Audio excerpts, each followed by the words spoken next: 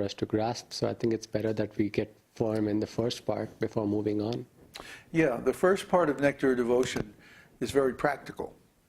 It deals in the ways and means, the methods, and the different stages of devotional service. See, like I was saying, we have this theory that describes how consciousness will change.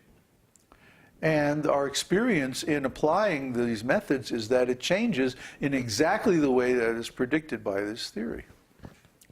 So that's pretty impressive.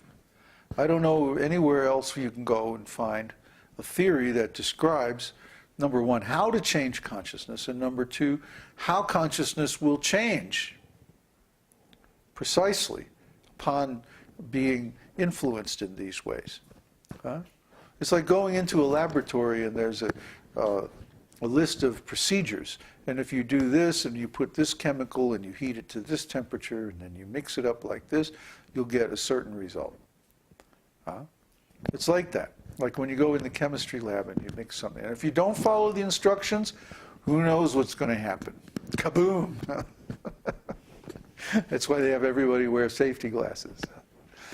So right now, people are going through life and they don't have any idea what the effect of their experiences is going to be on their consciousness.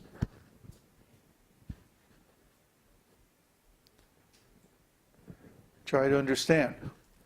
If you get in a car, and let's say the controls are wired up backwards, so when you turn the wheel this way, the car goes that way. If you don't know, what's going to happen? You're going to have a wreck, right? Drive the car into a pole or building or something, or hit somebody. So similarly, we have no idea. If we don't have a theory of consciousness, we have no idea what our life is doing to us, what our experiences are doing to us, what the impressions that we absorb every day, what effect they're having on our consciousness. And our consciousness is where we live. Try to understand. If I'm enjoying, it's because I'm in enjoying consciousness. If I'm happy, it's because I'm in my consciousness has the quality of happiness. If I'm depressed or sad, it's because my consciousness has those qualities. And if I'm suffering, it's because my consciousness, I am conscious of suffering. See? So how do we get into those states?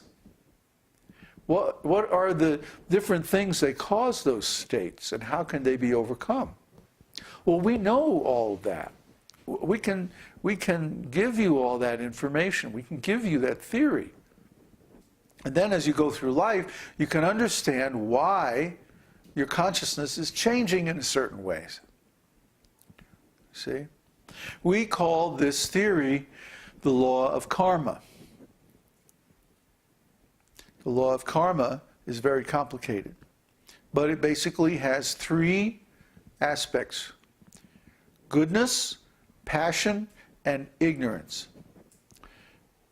Everything you do, everything you see, everything you say, everything you eat, everything you hear, every impression that comes in through your senses is either in the mode of goodness, the mode of passion, or the mode of ignorance.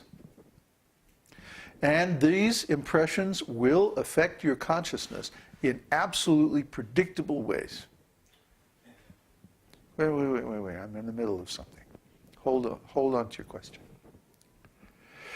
So when a person, Krishna explains all this in Bhagavad-gītā, chapter 13. When a person has an impression or perceives a sense impression in the mode of goodness, let's say he drinks some milk. The long-term effect of that impression will be happiness. If someone has an impression, takes in an impression in the mode of passion, let's say he drinks some coffee, the long-term result of that impression will be suffering. He gets ulcers, or he gets a heart attack, or something. And if someone takes in an impression in the mode of ignorance, let's say he has an alcoholic drink, then the result of that impression will be foolishness and suffering and sleep, ignorance. Okay? That's karma. That's karma. Now you multiply that impression times 1,000,000, and you can understand that the state of consciousness we are in depends precisely upon the quality of the actions. And the problem is that most people have no idea what the quality of their actions is. They don't know the difference between the mode of goodness, the mode of passion, and the mode of ignorance. And they certainly don't know about transcendental actions, transcendental experiences, transcendental consciousness. So they take in all kinds of garbage, not knowing what's what, and then what happens to their consciousness is all mixed up. They're all confused and mixed up, and they don't know which way they're going. And they don't know the difference, or I should say, they don't know the effects, especially the long-term effects of the different activities that they're performing. So our theory gives those actions and the reactions and the states of consciousness that are produced by all these activities. Okay, now you have a question? Una pregunta. La gente también está condicionada a las tres modalidades de las personas están condicionadas a las tres modalidades de la naturaleza material. Sí. Sí. ¿Cómo adapto cuando canto Hare Krishna esa modalidad en la noche?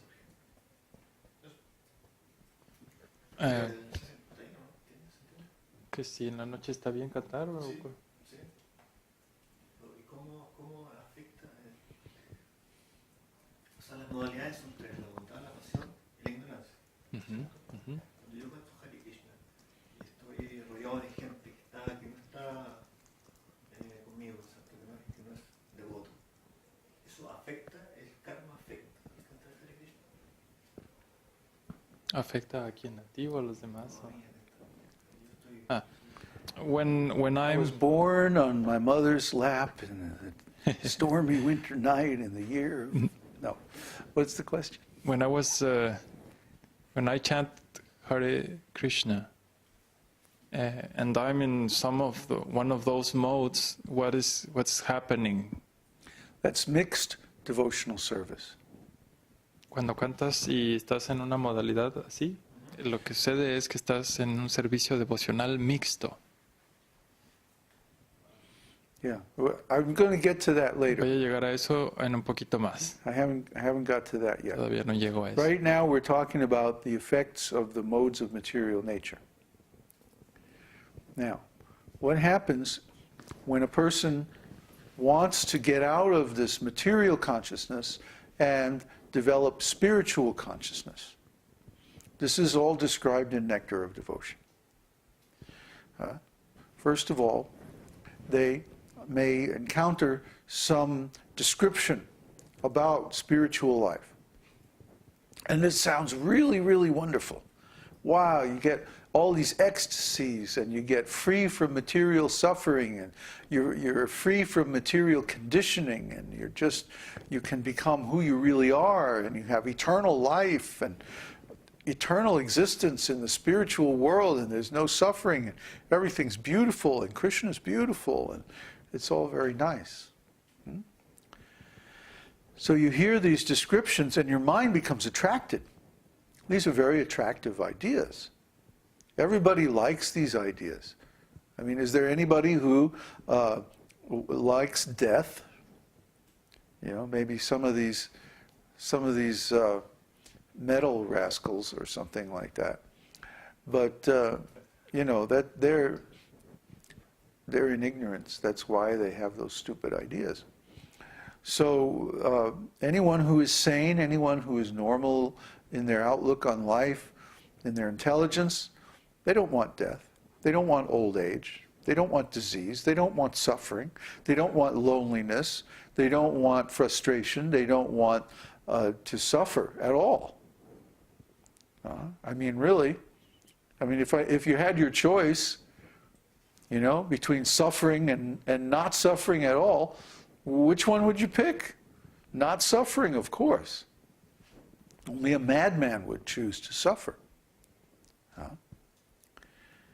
So then, if you know this theory that comes from the Vedas, you would understand that the activities of most people, beginning with their thoughts,